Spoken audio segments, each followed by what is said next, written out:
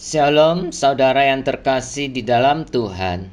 Imamat pasal 26 ayat 1 dan 2. Demikian firman Tuhan. Janganlah kamu membuat berhala bagimu, dan patung atau tugu berhala janganlah kamu dirikan bagimu. Juga batu berukir janganlah kamu tempatkan di negerimu untuk sujud menyembah kepadanya. Sebab akulah Tuhan Allahmu. Kamu harus memelihara hari-hari Sabatku dan menghormati tempat kudusku. Akulah Tuhan. Saudara, di dalam Imamat pasal 26 menyatakan dua kebenaran kepada kita.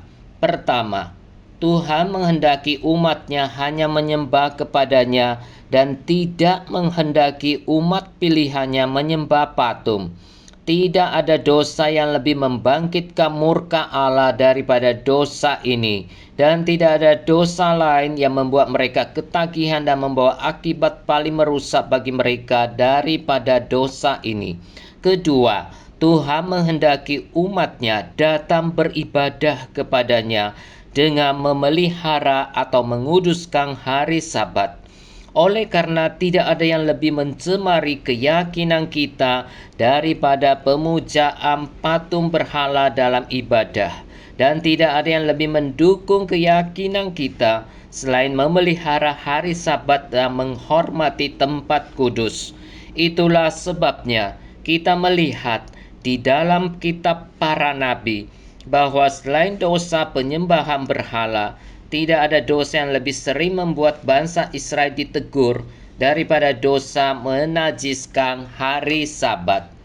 Ketika mereka menaati perjanjian Allah dengan mereka dan menaati perintah Tuhan, maka Tuhan akan memberkati mereka. Misalnya, hasil panen yang cukup bahkan lebih, bertambah banyaknya keturunan mereka, juga damai sejahtera dan keamanan, baik dari ancaman binatang buas maupun musuh.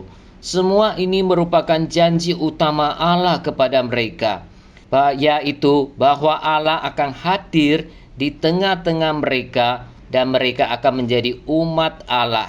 Ayat 12. Inilah janji berkat yang terus bergema di Alkitab, yang dinyatakan kembali melalui Yehezkiel pada zaman pembuangan, yang tercatat dalam Yehezkiel 37 ayat 27 dan melalui penglihatan Yohanes dalam Wahyu 21 ayat 3.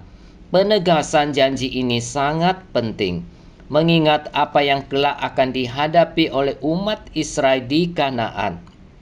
Bila mereka tidak menyembah Tuhan, berarti mereka menolak mengakui Tuhan sebagai pemilik dan penebus mereka. Ini menjadi dasar pemberlakuan berkat atau kutuk dalam ikatan perjanjian.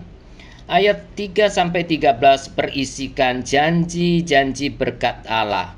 Allah yang telah bertindak menembus umatnya dari perbudakan Mesir, kemudian menjanjikan berkat yang limpah, baik dari segi ekonomi, yaitu kecukupan dalam kehidupan sehari-hari, maupun dalam hal keamanan dari para musuh yang mengintai mereka. Janji berkat Tuhan juga akan diteruskan kepada anak cucu mereka, yang akan menikmati kelimpahan yang dialami oleh generasi-generasi sebelumnya. Allah sendiri akan menjadi raja mereka, yang memerintah dari kemah suci yang ada di pusat perkemahan Israel.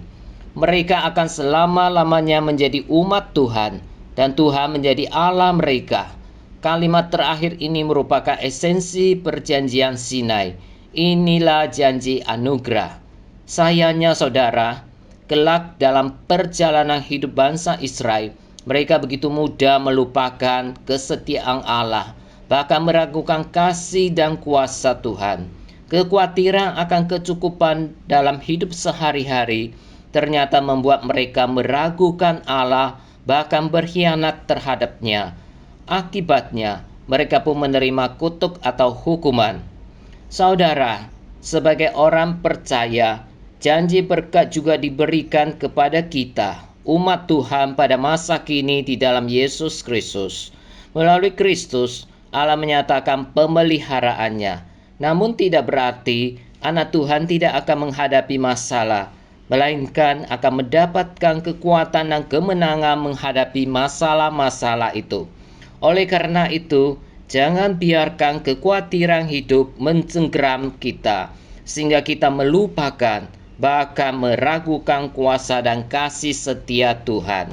Ingat saudara, jangan menyembah berhala dan tinggalkan berhala-berhala dalam hidup kita, serta kuduskanlah hari Sabat, hari untuk beribadah kepada Tuhan.